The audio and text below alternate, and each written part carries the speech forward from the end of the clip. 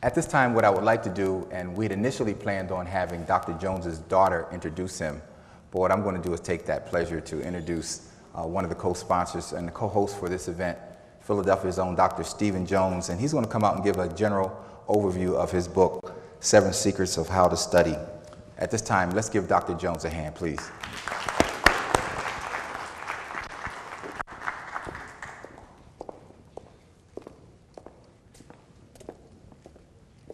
Good evening, everyone. Speaking to the mic. See all of you here. And it's a wonderful opportunity to talk with all of you about an issue that's really critical before our next school year starts, and that is that we have a plan of action in terms of how to study and how to remain organized in such a way that our students are able to stay in school. There's a crisis, and the crisis is that a number of our students are dropping out of school. And so my personal mission is to help students throughout this year and work with parents and work with schools to ensure that they have the tools and information that they need to be successful in whatever environment they may find themselves in.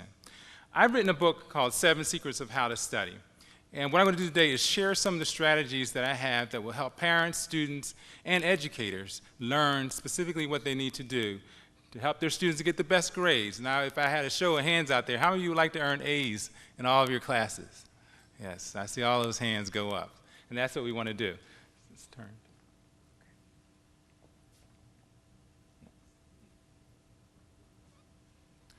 On any given day, 50% of low-income students do not show up for classes. Students lack the motivation to succeed in high school or college, and more than 90% of inner-city schools do not offer a how-to-study course.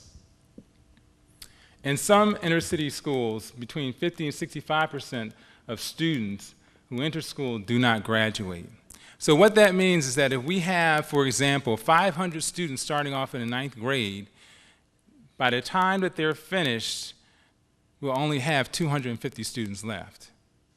So that's to give you the bigger picture of what's happening in schools across Philadelphia. And I've traveled across the country, and the statistics are the same, that we have 50% of our students dropping out of school. Students do not have the skills they need to earn grades required for college entrance. And sometimes, even though you've earned an A in high school, doesn't necessarily mean that you've learned all that you need to learn to be effective in the classroom.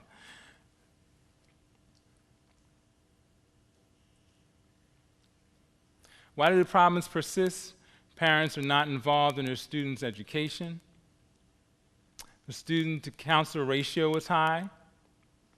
There's insufficient information about colleges or trade schools. Classrooms are overcrowded. Students do not have sufficient books to study. Students lack real-world experience in corporate settings. Students cluster with students who are not motivated. Students perceive that it is not cool to be intelligent. Let me talk about that for a minute. I have found in some of the schools where students are trying to excel academically that when there's an opportunity for them to do really well, other students are pulling on them in terms of the actual ability to earn an A in a class. So what I'm talking about here is a strategy, something that a student can implement to help them improve their performance in the classroom this year at the beginning of the year. And why is that important? What you do at the very beginning will affect how you perform at the end.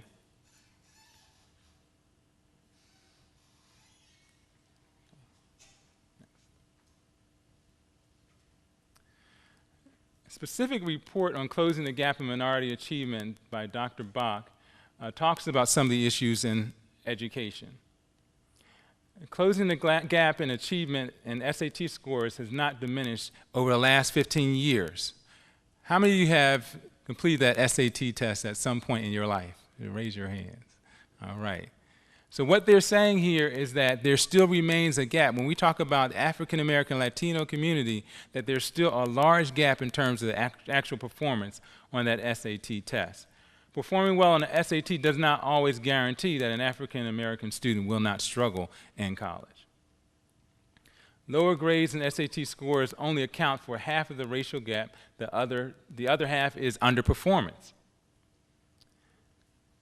I'm just going to pass to the next. Go to the next slide. Can students find help? There are very few how to study resources that target high school students. Teachers are overwhelmed with basic instruction, and the counselor to student ratio is 500 students to one counselor. And in some schools across the country, the counselor-student ratio is 1,000 to 1. So how can we ever expect the students to get the kind of guidance that they need to be effective in the classroom? That's what we're talking about as an issue.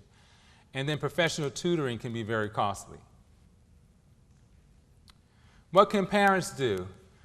Parents need to meet with teachers at the beginning of the school year to discuss their expectations, purchase and organize a calendar of important student events and examinations, create a quiet study environment.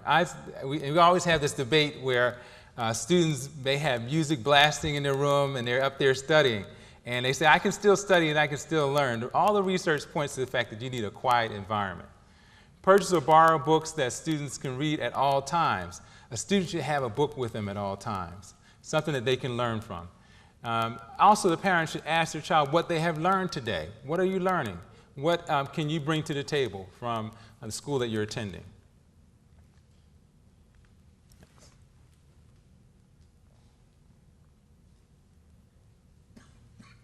Is there a resource that can help?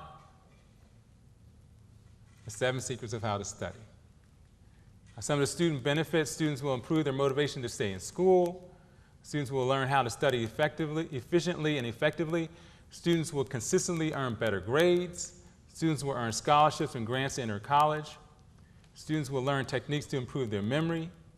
Students will learn how to manage their time by preparing a time management schedule. There are over $90 billion in scholarships available to students who want to go to college. And it's a matter of how early you start. So every student here, if you're in the 9th grade, you should start looking for scholarships at that point. The earlier, the better.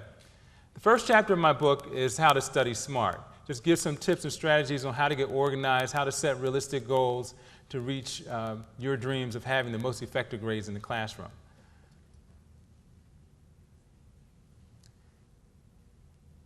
Chapter 2 is on time management. And I always ask how many students are in the Procrastinators Club. How many parents are in the Procrastinators Club? They wait. Let's just show our hands out there. Wait till the last minute. So time management is critical in terms of having effective grades. Go to the next slide. Chapter 3 is on finding financial dollars to ensure that a student can get through the college experience. Some of these private colleges are costing between $33,000 and $50,000 a year. So it's time to start planning now if you haven't started planning.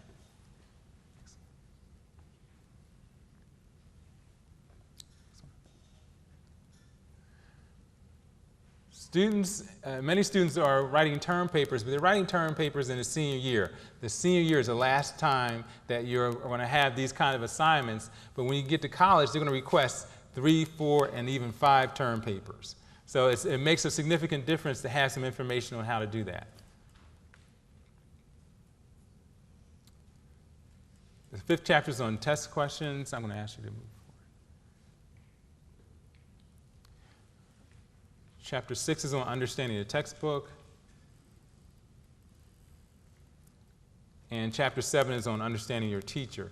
And one of the things that I think is really important is that you realize as a student that you have an ability to talk with teachers and establish that at the very beginning of the year. And that's what this book is talking about. And when I do seminars and I work with students, I try to provide them with realistic information, realistic strategies on what they need to do to be effective in the classroom.